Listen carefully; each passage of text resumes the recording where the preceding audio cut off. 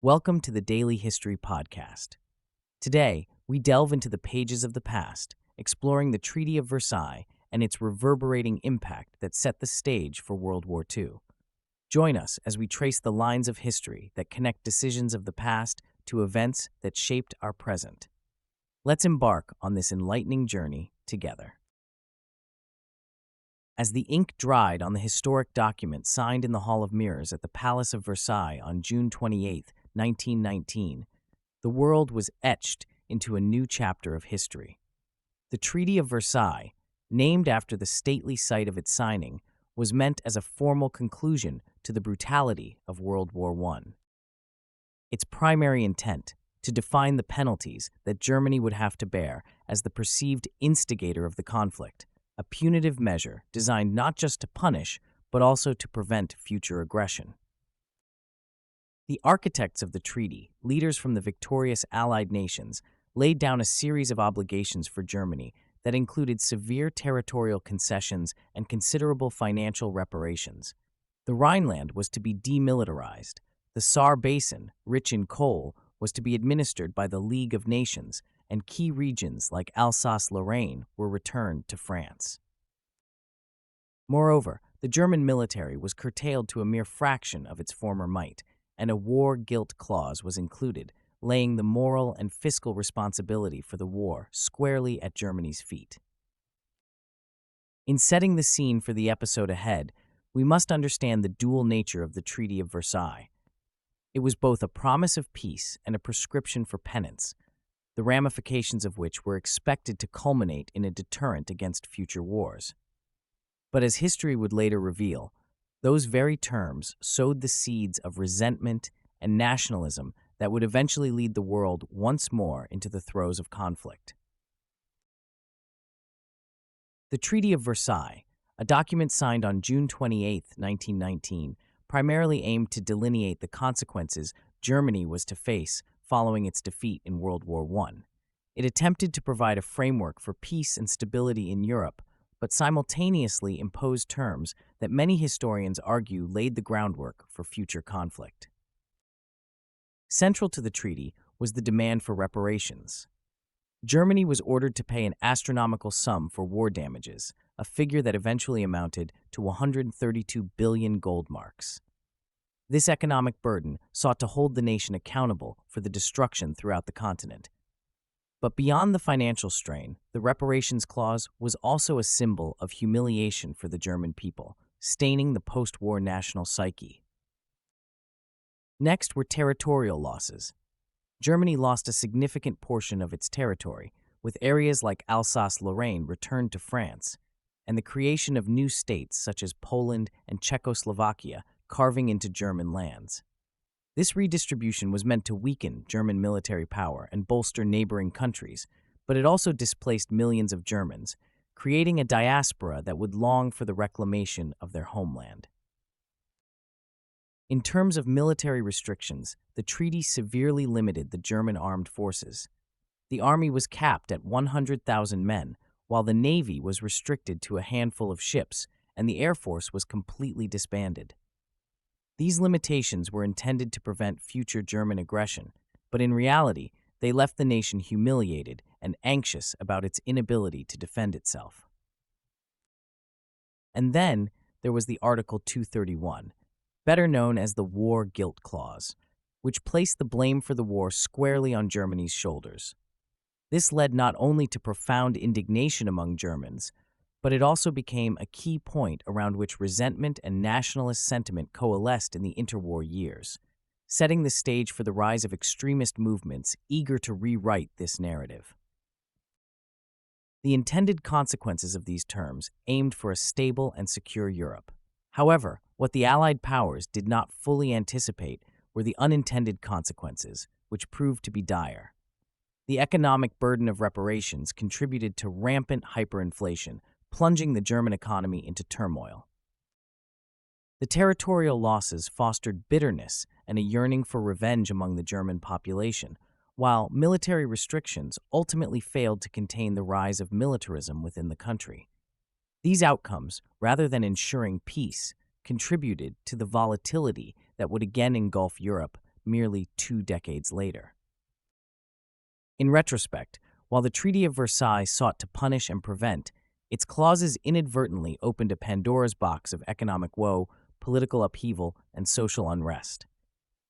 The treaty's stark terms are often viewed as a cautionary tale about the aftermath of conflict, a lesson in the complexities of peace and the enduring consequences of punitive measures. In the wake of World War I, the Treaty of Versailles, signed in 1919, imposed punitive conditions on the defeated Germany. The repercussions were both immediate and deeply impactful, drastically altering the economic and political landscape of the nation. Let's delve deeper into the burdens carried by Germany after the treaty. The treaty demanded heavy war reparations from Germany, an obligation that strained the already weakened economy. In attempts to meet these steep payments, the German government began printing more money, a decision that spiraled into hyperinflation. By 1923, the German mark, which had been stable, collapsed, sending prices soaring and purchasing power plummeting. Ordinary Germans found themselves unable to afford basic necessities, with infamous images of people carrying wheelbarrows full of cash for single loaves of bread illustrating the dire situation. As the value of the mark diminished, unemployment surged. The country, struggling to revive industry amid economic chaos, saw millions of citizens lose their jobs, leading to widespread destitution and despair. Social services were overwhelmed, hope was in short supply, and families across Germany faced hunger and poverty on an unprecedented scale. Politically, the nation became a hotbed of instability. The Weimar Republic, established after the fall of the imperial government, was met with skepticism and never quite managed to win the hearts or the full trust of the German populace. Frequent changes in government, coupled with the public's perception of leaders signing the Treaty of Versailles as the November criminals, caused confidence in democracy to wane. Political radicalization found fertile ground in this turmoil, with extremist factions gaining more influence and advocating for drastic changes to the status quo. The collective sentiment in Germany during this period was one marked by resentment and humiliation. The so-called war guilt clause of the treaty, which assigned full blame for the war to Germany, compounded the national feeling of injustice. This shared sentiment of betrayal and shame contributed to a wounded national pride and sowed seeds for extreme nationalist movements that capitalized on the social and economic distress. In every cafe and town square, in every destitute home where families wrestled with the realities of their new existence, there was a sense of deep discontent that pervaded the German spirit. This collective psyche, bruised by the consequences of the Treaty of Versailles, proved to be a critical factor in the subsequent decades that ultimately led to another catastrophic global conflict. As Germany grappled with the aftermath of World War I, a climate of despair and defeat provided fertile ground for radical ideologies to take root. Against a backdrop of severe economic hardship, fanned by the Treaty of Versailles' harsh terms, a young and politically inexperienced Adolf Hitler began his meteoric rise to power. In the early 1920s, amidst rampant inflation and unemployment, Hitler joined the small German Workers' Party, known by its acronym DAP. With his fiery oratory and charismatic persona, he quickly became the party's leading figure, and in 1920, the DAP was rebranded as the National Socialist German Workers' Party, or Nazi Party, with Hitler at its helm. The Treaty of Versailles functioned as a national humiliation, imposing vast reparations, territorial losses, and military restrictions on Germany. The punitive nature of the treaty created a seething resentment among Germans, viewed by many as an international conspiracy to keep their nation weak and subservient. Hitler capitalized on this sentiment, using it as a fulcrum to lift his platform of restoring national pride and undoing the unjust constraints put upon the country. In the charged atmosphere of the time, the Nazi Party's promise of a revived and powerful Germany began to resonate with the masses. A pivotal moment in Hitler's ascent came in 1923, with the failed Beer Hall Putsch, an attempted coup d'etat in Munich. Though the uprising was quashed and Hitler was imprisoned, the event emboldened his resolve and his visibility in the national discourse. During his jail time, Hitler penned his autobiography, Mein Kampf, which laid out his vision for Germany's future and his anti-Semitic ideologies. Upon his release, he set about rebuilding the Nazi Party, focusing on legal means to gain power. Just a decade later, the global depression of the 1930s hit Germany hard, further exacerbating the nation's wounds. The Nazi Party, with its now polished propaganda machine, gained significant support by promising economic revival and railing against the so-called November criminals who had signed the Treaty of Versailles. In the crucial federal elections of July 1932, the Nazis emerged as the largest party in the Reichstag. This electoral success paved the way for Hitler's appointment as Chancellor on January 30, 1933, a turn of events that would mark the beginning of a new, dark chapter in the history of Germany and the world. Within the first year of his chancellorship, Hitler had dismantled the Weimar Republic, replacing it with a totalitarian regime. By the time Germany hosted the 1936 Olympics in Berlin, Hitler was solidly in control of the country. The presentation of a peaceful and tolerant Germany during the Games belied the aggressive expansionist policies and the persecution of Jews and other minorities that were already underway. Hitler's ability to manipulate the collective psyche, drawing on the deep well of resentment left by the Treaty of Versailles, had proved tragically effective. His rise reflected not only his own ambitions, but a broader national desire to recapture lost dignity and power, a sentiment that would soon plunge the world into the darkness of war once again. In the years following the Treaty of Versailles, the map of Europe was dramatically redrawn, with consequences that reached far beyond its borders. As Germany grappled with the stringent conditions imposed upon it, a power vacuum emerged in the heart of the continent. This absence of a stabilizing force left the region ripe for political upheaval and discontent. The treaty, with its humiliating terms for Germany, contributed significantly to a sense of injustice and nationalistic resurgence that would soon challenge the fragile post-war peace. The European powers of the day, preoccupied with their own recovery, failed to anticipate the extent to which the treaty sowed the seeds of future conflicts. The punitive reparations demanded of Germany exacerbated the economic distress, fanning the flames of resentment. As France and Britain sought to secure their own positions, there was a collective underestimation of the desperation and anger brewing among the German populace. The victors' strategic missteps, such as the occupation of the Ruhr in 1923 and the leniency shown at times to appease German grievances, ultimately failed to prevent the rise of militaristic ideologies. Meanwhile, new and unstable states, born from the embers of collapsed empires, tried to navigate the tumultuous terrain of interwar Europe.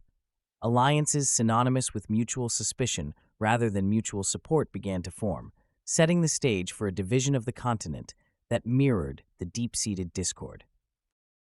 The League of Nations, envisioned as a forum for collective security, proved inadequate in arbitrating disputes or deterring aggression, its effectiveness undermined by the non-participation of key players and its lack of real power. It was in this atmosphere of uncertainty and tension that the groundwork for another devastating conflict was unwittingly laid. Key events and alliances, like the signing of the Non-Aggression Pact between Germany and the Soviet Union in 1939, were symptoms of a disunited Europe. These actions, calculated or desperate, were interpreted by nations as harbingers of war, precipitating a cascade of defensive measures that eventually reached a tipping point. As onlookers in the present day, we can trace the pathway to World War II, not as a straight line, but as a complex web of decisions, each with its own trail of political gambits and unintended outcomes.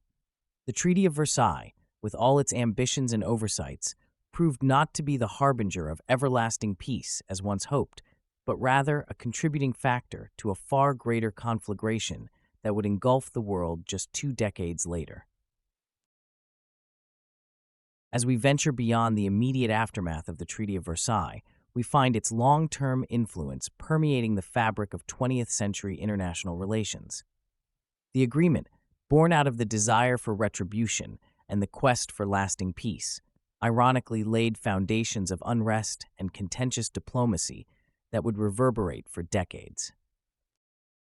The global community observed through sobering hindsight the perilous path of imposing punitive sanctions on a defeated nation. Economically crippled and politically isolated, Germany's subsequent vulnerability became a catalyst for further conflict rather than a bulwark of peace. The treaty's stringent terms would even serve as a case study in the drafting of more prudent policies after World War II, including the formation of the Marshall Plan and the approach taken in the reconstruction of Europe. Morally and politically, the lessons of the Treaty of Versailles cut deep into the conscience of the world's leaders. The peace conference that gave birth to the treaty placed emphasis on accountability for war, but it failed to predict the devastating economic and social consequences that such impositions could inflict. The War Guilt Clause, assigning blame solely to Germany, fostered a national indignation that fermented into an explosive resentment, a reminder that peace dictated without equity can often lead to renewed unrest. It also became evident that international diplomacy required mechanisms for conflict resolution and economic support that did not exist in the treaty. This realization eventually contributed to the creation of institutions such as the United Nations and the World Bank, which sought to foster cooperation and understanding rather than the punitive segregation that followed the Great War. As historians reflect on the place of the Treaty of Versailles in historical memory, it is often viewed through the lens of its unintended consequences. While its goal was laudable, to end all wars, its legacy is tainted by its role in sowing the seeds of the next. Across educational curricula and in public discourse, the treaty serves as a poignant reminder of how the thirst for vengeance can blind the best intentions and how harsh terms can embitter rather than reconcile. In our collective memory, the Treaty of Versailles stands not as a triumph, but as a cautionary tale, a symbol of the complexities of peacemaking and the profound responsibility held by those who redraw the maps of nations. The shadows cast by the treaty linger, reminding us that the road to lasting peace is often fraught with the deepest intentions, and that true resolution comes not from the force of will, but from the will to understand. Thank you for tuning in to the Daily History Podcast. We hope this episode on the Treaty of Versailles has shed light on the intricate tapestry of history that preluded World War II. If our journey through the past has sparked your curiosity, please subscribe to our channel and don't hesitate to leave your comments and suggestions for future topics below. Remember, the suggestion with the most likes stands a grand chance to be the focus of one of our upcoming episodes. Thank you for your engagement and for making history with us today.